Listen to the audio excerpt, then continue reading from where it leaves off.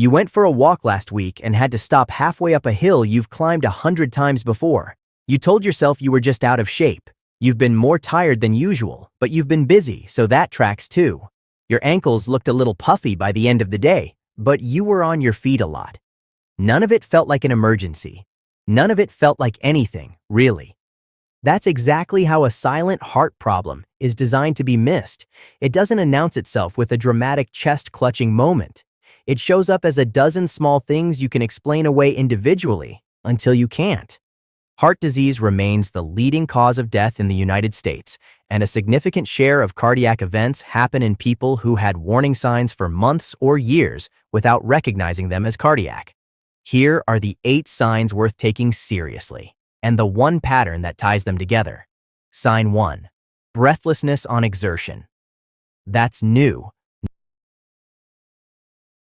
Breathlessness from an intense workout.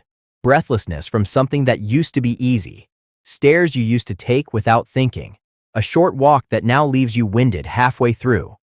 When the heart can't pump efficiently, blood backs up into the lungs, making it harder for them to expand fully with each breath. This is one of the earliest and most reliable signs of heart failure, and it's also one of the easiest to blame on being unfit, getting older, or simply having an off day. Sign 2. Swelling in the ankles, feet, or leg socks that leave a deeper mark than usual. Shoes that feel tighter by evening. Puffiness around the ankles that wasn't there a few months ago. When the heart's pumping efficiency drops, blood can pool in the lower extremities and fluid pushes out of blood vessels into surrounding tissue. This swelling, called edema, is one of the most consistent physical signs of heart failure, and it's frequently dismissed as a byproduct of standing too long, hot weather, or simply getting older. Sign 3. Fatigue that doesn't match your activity level, exhaustion that shows up even on light days. A heaviness in ordinary tasks that used to take no real effort. This is different from being tired after a hard day. It's being tired regardless of what the day looked like.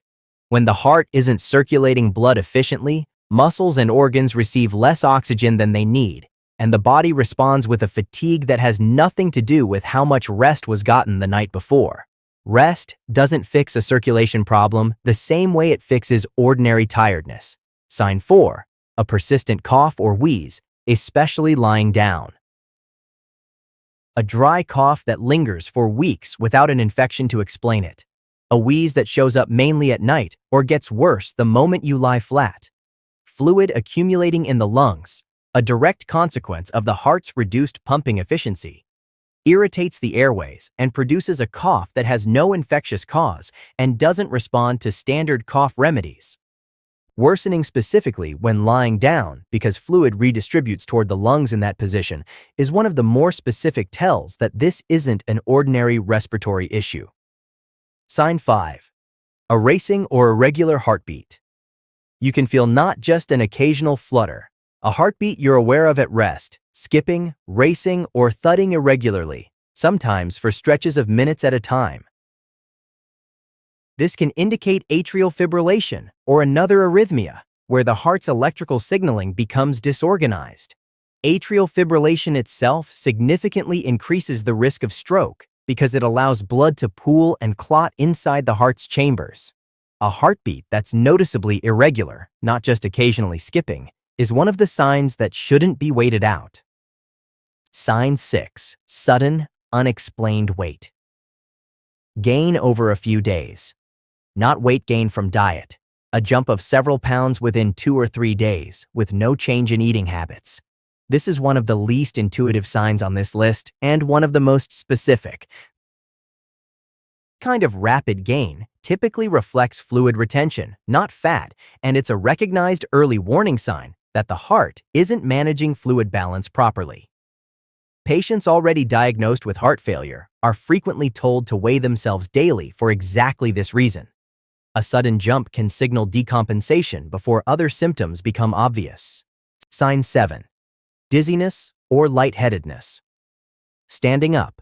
A brief wave of unsteadiness getting out of a chair or out of bed, sometimes accompanied by a moment of blurred vision. Easy to blame on standing up too fast, low blood sugar, or dehydration, When the heart's pumping capacity drops, blood pressure can fall more sharply than normal with position changes, briefly reducing blood flow to the brain. This overlaps with ordinary orthostatic dizziness, which is exactly why it's so often dismissed. But paired with the other signs on this list, it stops looking incidental. Sign 8. Discomfort in the chest, jaw, arm, or back. That isn't classic. Crushing. Pain. Not the dramatic chest-clutching pain most people expect from a heart problem. A dull pressure, a tightness, an ache in the jaw, or between the shoulder blades, sometimes so mild it barely registers as pain at all. Cardiac discomfort frequently presents atypically, as pressure rather than sharp pain, or as pain that radiates to the jaw, arm, neck, or back with minimal chest involvement. Women in particular are significantly more likely to experience these atypical presentations and significantly more likely to have them dismissed or misattributed, according to cardiovascular research. Discomfort in these areas that comes on with exertion and eases with rest deserves an ECG, not an assumption. None of these 8 signs proves a heart problem in isolation. Any one of them alone might be exactly as innocent as it looks. What matters is the combination: breathlessness that's new, swelling that wasn't there before, fatigue that doesn't match your day, a cough that won't quit, a heartbeat you can feel, weight that jumped overnight, dizziness standing up, discomfort that comes and goes with exertion. 2 or 3 of these together, especially if they're new within the past few months, is the pattern worth a real conversation with a doctor. An ECG, an echocardiogram, or a basic BNP blood test, which measures a hormone the heart releases under strain and is one of the more sensitive early indicators of heart failure.